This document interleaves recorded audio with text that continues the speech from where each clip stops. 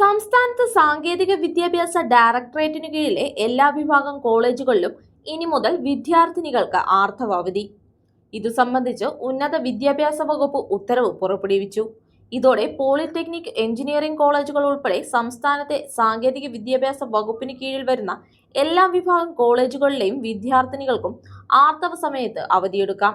ഓരോ സെമസ്റ്ററിലും ആവശ്യമായ ഹാജർ നിലയിൽ 2% ഇളവാണ് നൽകുക.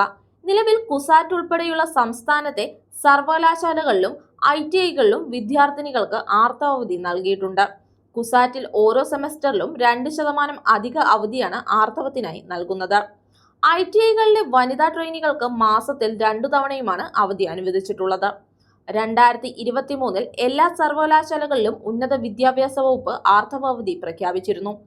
ആർത്തവ ദിനങ്ങളിലെ ആരോഗ്യ പ്രശ്നങ്ങൾ മൂലം അധ്യയനം നഷ്ടപ്പെടുന്ന കോളേജ് വിദ്യാർത്ഥിനികൾക്ക് ഓരോ സെമസ്റ്ററിലും ആകെ ആവശ്യമായ ഹാജർ നിലയിൽ 2% ഇളവ് നൽകും. പരീക്ഷ എഴുതാൻ നിലവിൽ 75% ഹാജരാണ് ഓരോ സെമസ്റ്ററിലും വേണ്ടത്. പുതിയ ഭേദഗതി അനുസരിച്ച് വിദ്യാർത്ഥിനികൾക്ക് ആർത്തവാവധി ഉൾപ്പെടെ ഹാജർ 73%ആയി നിശ്ചയിച്ചു.